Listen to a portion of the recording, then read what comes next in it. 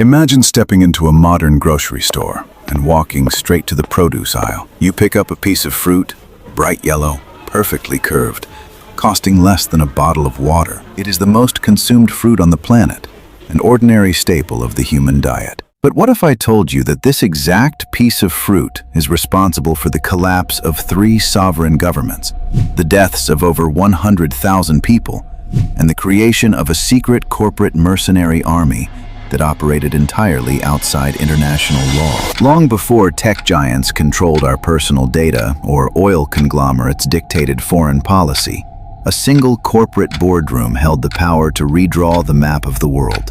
They didn't achieve this with superior technology or economic innovation.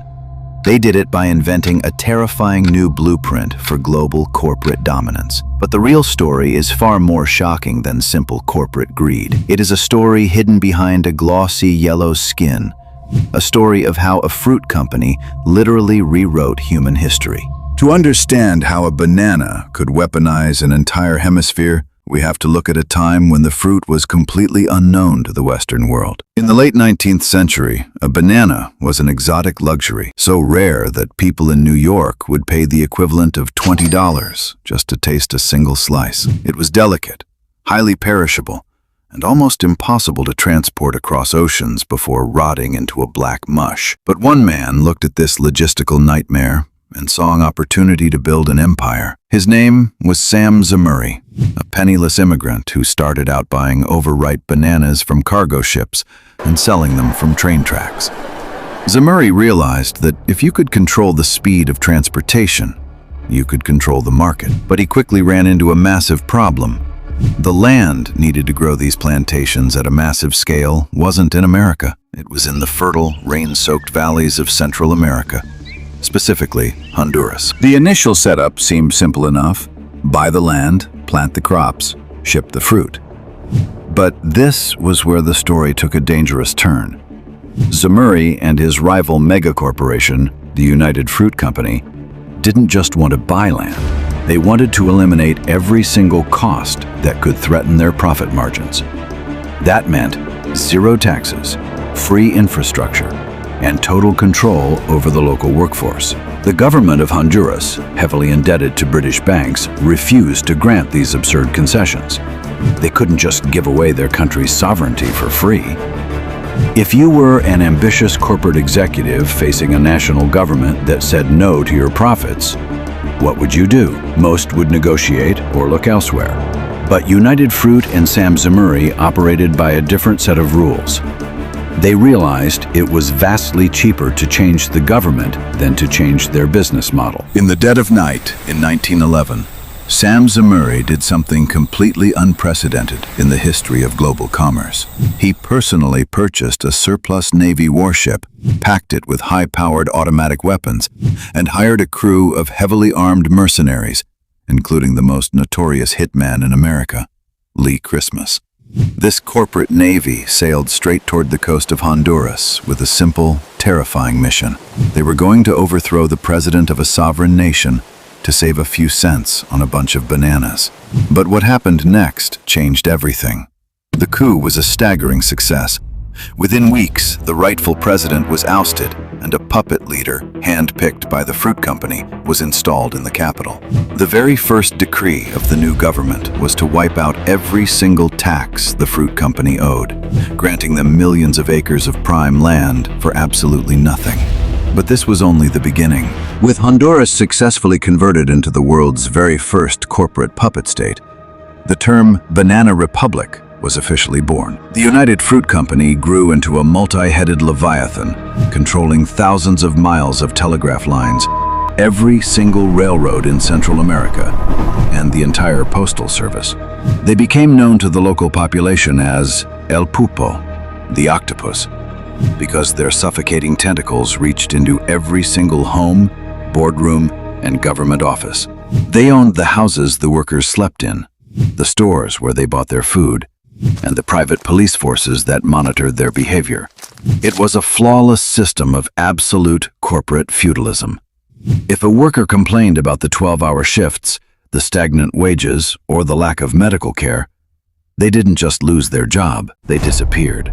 But a system built on total exploitation inherently carries the seeds of its own destruction, and the tension inside the plantations was about to boil over into an absolute massacre. By the late 1920s, the workers in Colombia had reached their absolute breaking point. Over 30,000 plantation laborers walked off the job, demanding a simple human concession, a written contract, a 6-day work week, and medical care. They weren't asking to overthrow the company.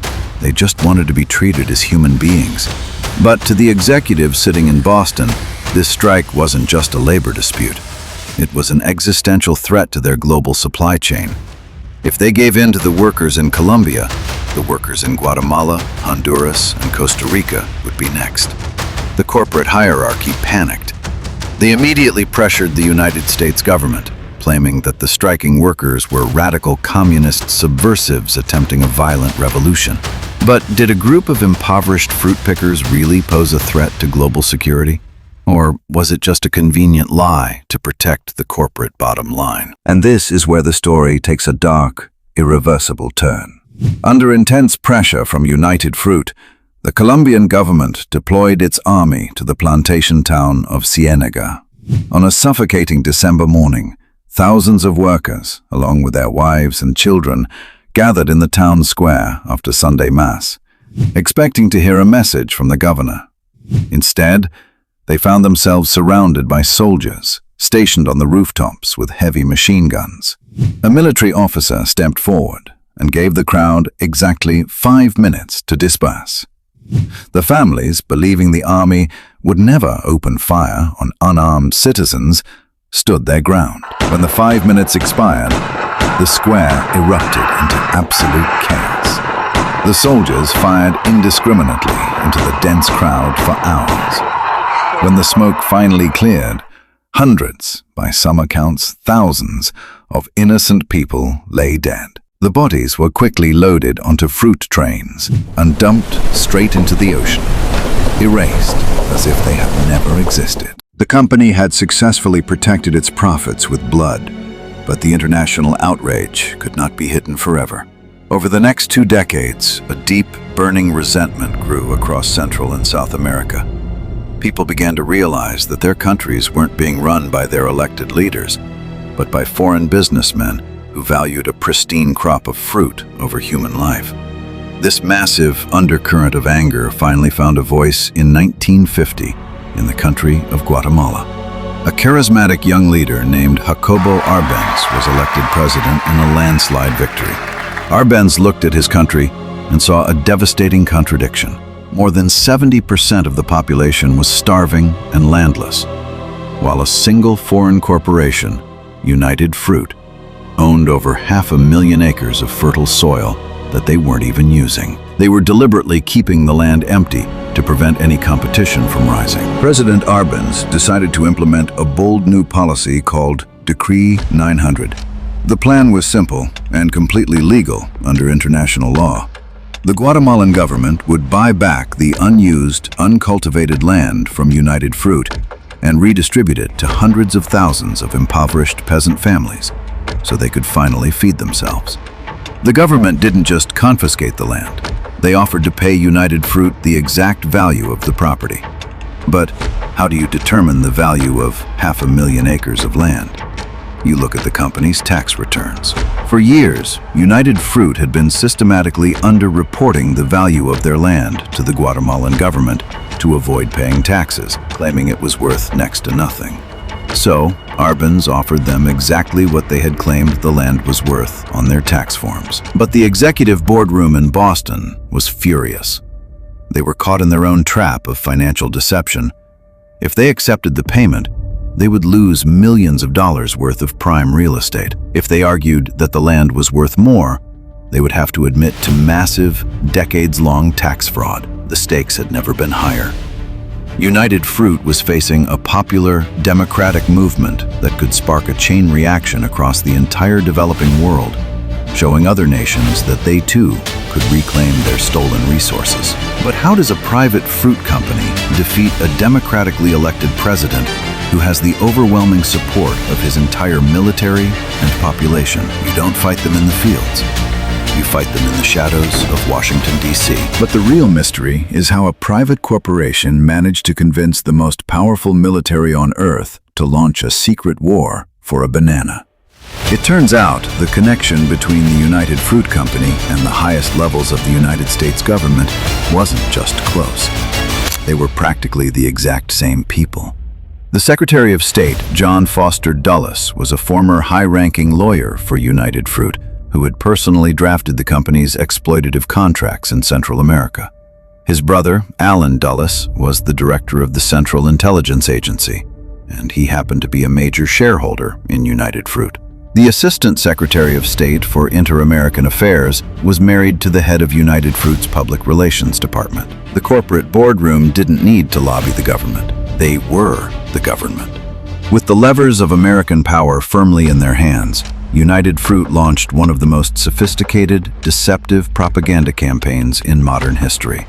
They hired Edward Bernays, the literal father of public relations and the nephew of Sigmund Freud. Bernays understood that you couldn't convince the American public to support an invasion just to save a fruit company's profits. You had to make them terrified. He began feeding fabricated stories to major newspapers, claiming that Guatemala was becoming a Soviet outpost right on America's doorstep. He manufactured fake news agencies, organized heavily staged protests, and distributed pamphlets to congressmen warning that a communist invasion of the United States was imminent.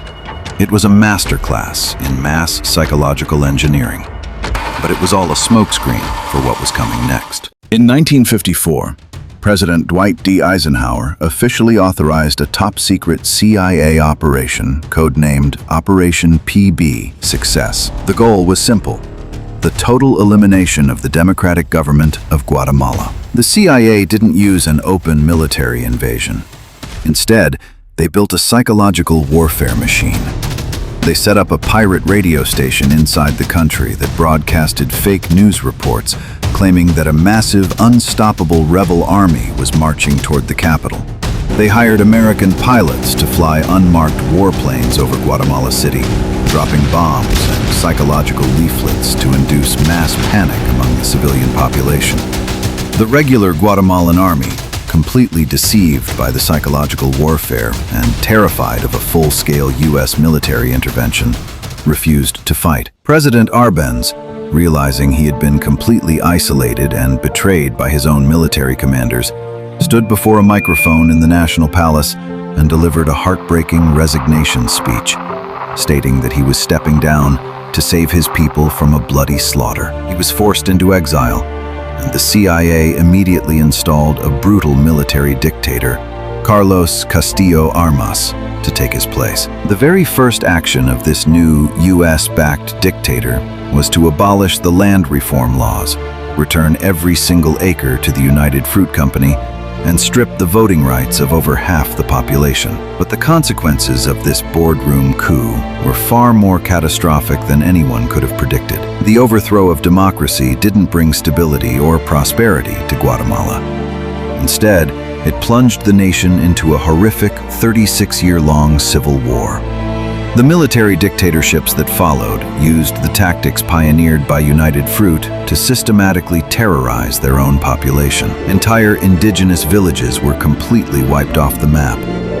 Over 200,000 civilians were murdered or forcefully disappeared in a decades-long campaign of state-sponsored genocide. And what happened to the fruit company that orchestrated this entire tragedy? Did they face international tribunals? Were the executives held accountable for the blood on their hands? Not even close.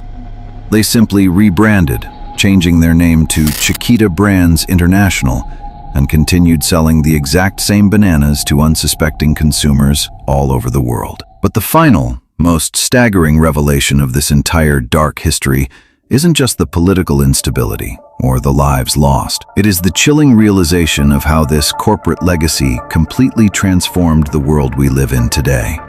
The United Fruit Company proved to the world that with enough capital, private corporations could effectively bypass national borders, manipulate mass media, buy intelligence agencies, and overthrow sovereign governments, all to protect their quarterly earnings. It created the structural foundation for modern corporate globalization, a world where multinational conglomerates hold more wealth, power, and influence than many independent nations combined. So the next time you walk into a grocery store and pick up an ordinary, inexpensive yellow banana, look at it closely. You aren't just looking at a piece of fruit. You are holding the physical artifact of a corporate empire that literally rewrote the geopolitical landscape of the modern world.